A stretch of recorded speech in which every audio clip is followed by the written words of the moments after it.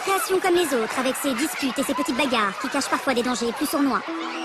Dans toutes les écoles de France, des élèves sont martyrisés tous les jours par leurs camarades. Ils sont victimes de harcèlement collectif. Un enfant sur 10 est concerné par le harcèlement dans la cour de son établissement scolaire en France. Un rapport qui fait état d'une augmentation inquiétante du nombre de cas de violence à l'école.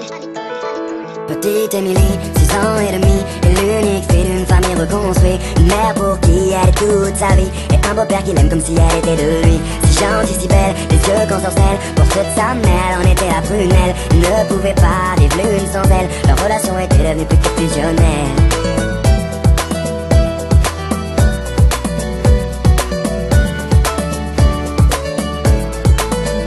Petite Émilie, à 8 ans passés, rien n'a changé sauf qu'elle a déménagé. Fini la campagne isolée, elle vit maintenant en ville car sa maman fut mutée. Une nouvelle école, de nouveaux amis, elle ne mit pas longtemps à s'adapter à cette vie. Du haut de ses 8 ans, on peut dire qu'elle est ravie, car tout va pour le mieux pour petite Émilie.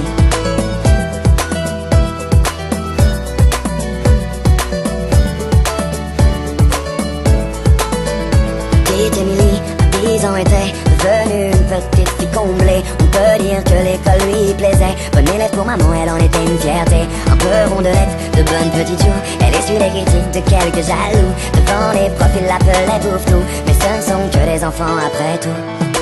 Depuis quelque temps, une nouvelle forme de violence se développe. Sur les réseaux sociaux, prennent différentes formes. Elles peuvent prendre la forme de châtiment corporel, mais elles peuvent aussi prendre une forme plus insidieuse, qui est tout ce qui est à la violence plus psychologique. Petite Émilie, à 12 ans maintenant, adolescente enfermée au grand dam de maman. Fini le joli visage souriant, c'est une petite fille maussade qu'elle est devenue à présent. Faut dire qu'au collège, tout avait changé. Trop d'élèves ne faisaient que de se moquer. Partout elle se sentait rejetée, tantôt frappée, tantôt injuriée. Elle se demandait comment faire face. Elle était devenue le souffle-douleur de la classe. Sur les réseaux sociaux, il l'appelait la dégueulasse. Des photos d'elle tournées montrant son ventre qui dépasse. Ne sachant pas comment faire, ni comment réagir à cet enfer. Par honte et ne voulant pas affoler sa mère, petite Émilie décida de se taire.